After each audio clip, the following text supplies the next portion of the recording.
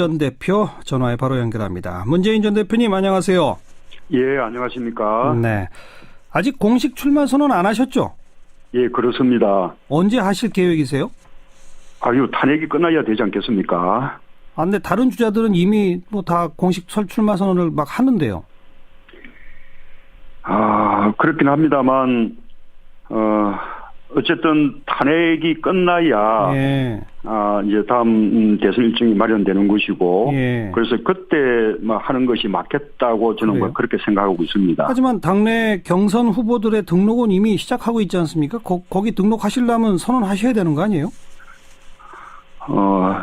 예, 저는, 그렇네요. 예, 등록 부분은 또 생각해 보겠습니다. 예. 자, 지금 설 맞아서 고향 내려가시는 분들이 이 방송 많이 듣고 계신데, 그분들한테 설 인사부터 한 말씀 하시죠. 예, 안녕하세요. 문재인입니다. 예, 지난해 우리 국민들 참 많이 힘들었습니다. 모처럼 가족과 함께 행복한 설날 되시기 바랍니다.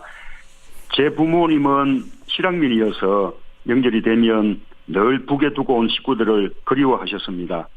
실향민뿐만 아니라 일 때문에 또는 형편이 안 돼서 고향에 못 가시는 분들도 많습니다.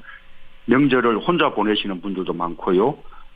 그런 어려운 이웃에도 따뜻한 마음을 나눠줄 수 있다면 더 좋겠습니다. 예. 현장에서 고생하시는 우리 경찰관, 소방관, 그리고 또 명절이면 더 바쁜 고속도로 직원들, 이런 분들 노고가 있기 때문에 우리가 즐거운 명절 보낼 수 있습니다.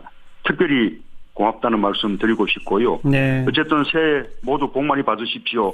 새해 가장 큰 복은 정권 교체다라는 말씀을 드리고 싶습니다. 네. 고맙습니다. 예. 문재인 전 대표께서도 고향 가십니까? 예, 저는 내일 오후에나 내려갈 수 있을 것 같습니다. 네. 자, 지금 설을 맞은 우리 국민들이 근데 다들 이렇게 포근하고 행복하기만 한 게 아닙니다. 지금 최순실 박근혜 게이트 때문에 분노하고 살림은 점점 더 어려워지고 있고 왜 우리가 지금 이런 상황이 됐다고 보세요? 예, 맞습니다. 우리 국민들 정말 힘듭니다. 특히 작년 한 해는 더더욱 힘들었습니다. 예전에 김대중 대통령께서 취임식 때 어려운 국민을 말씀하시면서 울컥 눈물을 보이신 일이 있었는데 예. 지금이 꼭 그런 심정입니다. 예. 지금 우리 경제가 너무 어렵죠. 이명박 박근혜 정부의 경제 실패가 너무나 참담합니다. 경제 성장률이 뚝 떨어진 데다가 그나마 성장의 혜택이 대기업과 부자들에게만 가고 대다수 국민들은 더 가난해졌습니다. 양극화가 심화되고 있죠. 예, 네. 어려워도 공평하기만 하면 함께 견딜 수가 있는데 도대체 경제도 기회도 불공정하고 불평등하니까 우리 국민들이 더 힘든 것이라고 생각합니다. 네. 그래서 우리 사회의 반칙과 특권을 없애고 공정한 세상 만드는 것이 해법이다. 저는 그렇게 주장하고 싶습니다. 반칙 특권 없애고 공정한 세상을 만든다. 예. 네. 구체적인 방법이랄까, 핵심 공약이랄까, 이런 건 지금 좀 선별해 두고 계신가요? 저는 일자리 대통령이 되겠다고 약속을 드렸습니다. 일자리가 바로 기회거든요. 그런 기회를 늘리고 또 기회를 공평하게 예. 만들겠습니다. 일자리 늘리기 누구나 이야기하는데, 예. 특별히 비법이 있냐? 예, 저는 그런 비법을 가지고 있습니다. 예를 들면 소방관과 경찰관 수가 턱없이 부족합니다. 예. 현재 소방 인력 기준만 지켜도 19,000개 일자리를 늘릴 수 있거든요. 그렇게 경찰, 사회복지 공무원, 군 부사관 이런 이제 공공 일자리들을 늘리면 네. 공공 부분에서만 81만 개 일자리 만들 수 있습니다. 예. 그 밖에도 노동시간 줄여서 좋은 일자리 30만 개 늘리고 또 비정규직과 중소기업의 임금 차별도 시정을 해서 이 나쁜 일자리를 좋은 일자리로 예. 그렇게 전환시켜야 합니다. 예. 이렇게 말씀드리자면 일자리가 바로 성장이고 일자리가 또 최고의 복지 아니겠습니까? 네. 좋은 일자리를 통해서 국민의 지갑을 두둑하게 하고 그것을 통해서 내수 살리고 이렇게 수출과 내수가 함께 경제를 성장시키는 것이 예. 제가 주장하는 소득주도 성장이고 국민 성장입니다. 네. 온 국민이 더불어 잘 사는 일자리 복지 강국 대한민국 저 문재인이 꼭 실현시켜 보이겠습니다. 그 공공 분야에서 무려 81만 개의 일자리를 만들 수 있다 하셨는데 그러면 예. 상당히 많은 재정 부담이 생길 텐데 그건 어떻게 조달하실랍니까? 예를 들자면 이명박 정부 때 4대강 사업에 국가 예산만 22조를 투입했거든요. 예. 그럼 22조 같으면 얼마만한 수치인가 하면 연봉 2,200만 원짜리 일자리 100만 개에 해당하는 것입니다. 그러네요. 네. 예, 우리 정부가 국가 재정이 부족한 것이 아닙니다. 예. 국가 재정의 그 우선순위를 어디에 두느냐라는 문제고, 그래서 일자리 문제가 우리 청년들에게 희망을 주는 것이뿐만 아니라 저출산 고령화 문제를 해결하는 해법이기도 하고, 예. 또 나아가서는 대한민국 인구 감소를 막는 그런 길이기도 하고, 또 우리 국민들에게 희망을 주는 이런 길이라는 것을 우리가 생각을 해보면, 알겠습니다. 일자리에 더 많은 재정을 투입하는 것에 대해서 저는 국민들께서 동의하시리라고 생각합니다. 네. 반칙과 특권이 없고 공정한 세상의 그 핵심은 바로 일자리다 이렇게 말씀하셨는데 반칙과 특권을 없애는 그런 쪽에서는 어떤 것들이 핵심 공약이 될까요? 지금 이 반칙과 특권의 하는 대상이 지금 권력기관들 아니겠습니까? 예. 그래서 권력기관들을 제대로 개혁해서 권력기관들의 적폐를 없애고, 예. 우리 사회를 보다 공정한 그런 이제 사회로 만드는 것이고요. 또 하나는 우리가 이명박 이 박근혜 정부의 고위공직자 인사청문회 때마다 우리가 늘 경험했던 것이 그 장관들 후보자마다 예. 뭐 병력을 기피하거나 위장 전입을 하거나 예. 부동산 투기를 하거나 세금을 제대로 내지 않았거나 또는 논문을 그렇게 표절하거나 예. 뭐 이런 식의 반칙들을 통해서 자신들의 의무는 이행하지 않으면서 네. 또 특권을 누리려고 하는 이런 이제 그 고위공직자의 문화부터 깨끗하게 만든다면 예. 저는 윗물이 맑으면 아랫물이 맑아지는 것처럼 예. 자기는 우리 사회가 보다 공정한 사회가 될 수 있다고 생각합니다. 권력기관 개혁, 고위공직 쇄신, 재벌 개혁은 어떻게 보십니까? 그렇습니다. 재벌 개혁도 저는 이미 저 방안을 발표를 했습니다. 재벌 개혁은 우리 재벌들을 억압하거나 재벌들의 뭐 경제 활동을 위축하고자 하는 것이 아닙니다. 네.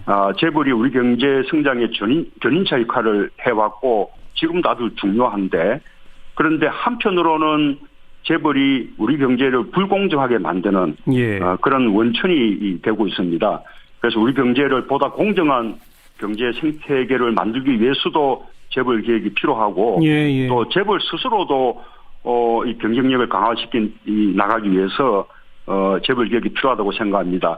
예를 들자면 우리 재벌들의 그 1세대, 2세대들은 창업가, 기업가 정신이 있었는데 예. 지금은 뭐 일감 몰아주기라든지 또는 무슨 골목 상권에 이렇게 뭐 침투 들어간다거나 하는 걸 통해서 너무나 쉽게 돈을 벌 수 있기 때문에 네. 그 1세대, 2세대가 가졌던 그런 창업 정신을 다 잃어버린 상태거든요. 그래서 재벌 개혁을 해야 재벌 스스로도 세계 시장 속에서 경쟁력을 이렇게 키워갈 수 있다고 생각합니다. 예. 자, 지금 뭐 지지율 1등을 계속 달리고 뭐 대세론까지 나오는데 그 배경 이유는 뭐라고 생각하세요? 우선 국민들께 감사드리고 싶고요. 그만큼 우리 국민들의 그 정권 교체에 대한 염원이 크고 또 저를 정권 교체의 어떤 대표, 정권 교체의 가장 적임자로 그렇게 인정하시는 게 아닌가 그렇게 생각을 합니다. 예. 몇 가지 말씀드리자면 우선은 적폐를 청산하려면 세상을 바꾸겠다는 그런 의지가 있어야 되는데 저는 과거에 민주화 운동하고 인권 변호사 할 때부터 정치를 하고 있는 지금까지 줄곧 세상을 바꾸려고 노력을 해왔습니다. 의지가 확실하다. 또 그렇습니다. 또 이제 적폐를 또 청산하려면 지도자가 우선 청렴하고 깨끗해야 하는데 예. 저는 참여정부 때부터 지금까지 수많은 공격받았고 뒷조사도 많이 당했지만 틀어도 문제나지 않는 사람이다. 이런 평가를 받았거든요. 예. 저는 예. 검증이 끝난 사람이다. 이런 말씀을 드리고 싶고요. 예. 또 하나 이제 가장 중요한 것이 이번 대선은 조기 대선인데다가 인수위가 없지 않습니까? 그렇죠. 이렇게 정책을 만들고 정부를 구성하는 그런 준비 기관이 없는 것이거든요. 곧바로 취임이죠. 그렇습니다. 그래서 잘 준비된 대통령이 아니면 성공하기가 어렵습니다. 네. 저는 청와대에서 오랫동안 그 대통령의 국정 운영을 지켜보고 또 함께 했습니다. 준비됐다. 그래서 그 말씀. 국정이 어떻게 돌아가는지 그 메커니즘을 잘 압니다. 또 지난번 대선 때부터 지금까지 착실히 준비도 해왔고요. 예. 그래서 국민들께서 저 문재인이 가장 잘 준비되고 또 청렴해서 지금 국민들이 바라고 있는 적폐청산 그리고 또 새로운 대한민국을 만들 책임자다. 예. 그렇게 인정해 주시는 것이라고 생각합니다. 네. 감사드립니다. 자, 오늘 박원순 서울시장이 대선 불출마를 갑작스럽게 선언했어요. 어떻게 예. 평가하시고 박원순 시장한테 한 말씀 하신다면요? 정말 아주 박원순 시장으로서는 아주 아프고 어려운 그런 결단을 했습니다. 저는 박원순 시장에게 고맙다는 말씀을 드리고 싶습니다. 아주 치열한 경쟁도 국민들 관심을 끌게 하지만 예. 저는 또 아름다운 양보와 협력에서 국민들을 더 감동시킬 수 있다고 생각합니다. 이건 박원순 시장께서 스스로 양보하시면서 정권 교체를 위해서 당원으로서 할 수 있는 모든 노력을 다하겠다. 예. 그렇게 다짐하시지 않았습니까? 예. 그래서 박원순 시장의 이 아름다운 양보 결단이 우리 더불어민주당의 어떤 정권 교체에 예. 아주 큰 힘이 될 것이라고 그렇게 저는 믿습니다. 네. 앞으로 박원순 시장과 잘 협력해서 정권 교체 꼭 이뤄내고 또 다음 정권 교체 이후에 다음 국정도 반드시 성공시켜내겠습니다. 네. 어제 저녁에 박근혜 대통령이 갑작스럽게 한 인터넷 TV랑 인터뷰를 하면서 지금의 이 상황 탄핵 정국이 뭐 오래전부터 기획된 거 아닌가 뭐 이렇게 생각한다는 얘기를 막 했어요. 어떻게 평가하세요?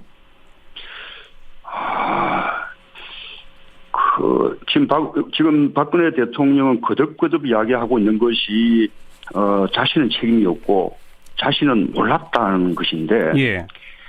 100번 양보해서 잘 몰랐다 하더라도 그 자기 주변의 측근에 의해서 그다음에 또 청와대 내의 또 비서실장이며 뭐 민정수석이며 또 각종 수석들에 의해서 예. 또는 뭐 장관들에 의해서 그런 일들이 일어났다면 예.